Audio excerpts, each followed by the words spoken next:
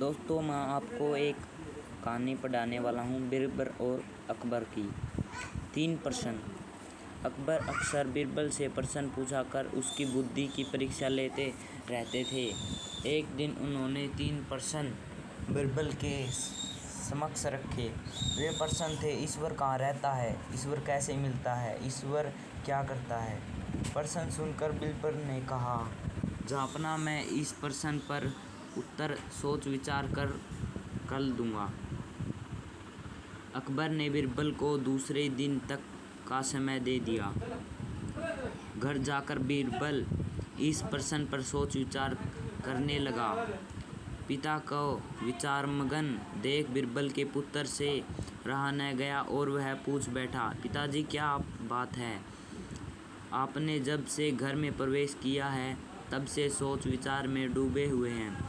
बीरबल ने अकबर द्वारा पूछे गए प्रश्न अपने पुत्र को बताए। प्रश्न सुनकर वह बोला, पिताजी, इस प्रश्नों का उत्तर बादशाह सलामत को मैं दूंगा। आप कल मुझे अपने साथ दरबार में ले चलिएगा। बीरबल राजी हो गया। अगले दिन वह अपने पुत्र को साथ लेकर दरबार पहुंचा। बीरबल को पुत्र के साथ आया देख अकबर सहित सारे दरबारी हैरान थे। बीरबल और उसके पुत्र ने अकबर को अदब से सलाम किया। फिर बीरबल बोला, जापना, मैंने आपके द्वारा पूछे गए प्रश्न अपने पुत्र को बताए। वह उन प्रश्नों के उत्तर देना चाहता है, इसलिए मैं उसे अपने साथ दरबार ले आया। इतना कहने के बाद बीरबल ने अपने पुत्र को अकबर के सामने कर दिया। बीरबल ने पुत्र के अकबर से कहा, जापना, आपके पहले प्रश्न का उत्तर देने के पूर्व मैं चाहता हूँ कि आप सेवक से कहकर शक्कर घुला हुआ दूध मंगवाएं। कुछ देर में एक सेवक शक्कर घुला दूध लेकर हाजिर हुआ। बीरबल के पुत्र ने कहा, जापना, जरा इस दूध को चखकर बताइए कि इसका स्वाद कैसा है। अकबर ने दूध चखा और बोले, इसका स्वाद मीठा है। क्या आपको इसमें शक्कर दिखाई पड़ रही है? बीरबल के पुत्र ने पुनः प्रश्न किया, नहीं तो वह कैसे दिखाई पड़ेगी?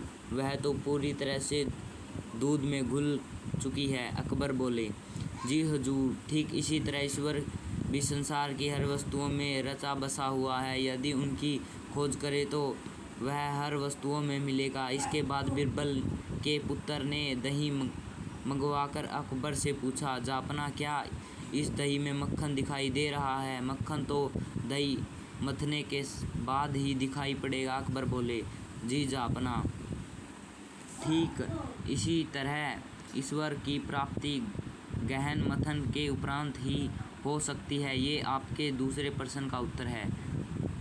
दोनों उत्तरों से संतुष्ट होने के उपरांत अकबर ने तीसरे प्रश्न का उत्तर पूछा। इस पर बीरबल के पुत्र ने कहा, जापना, इस प्रश्न का उत्तर मैं तभी दे पाऊंगा जब आप मुझे अपना गुरु मान लेंगे। ऐसी बात है तो मैं तुम्हें अपना गुरु मानता हूँ। अकबर बोले, जब आपने मुझे अपना गुरु मान लिया है तो आप मेरे शिष्य हुए। लेकिन गुरु तो शिष्य से ऊंचे स्थान पर विराजमान होता है।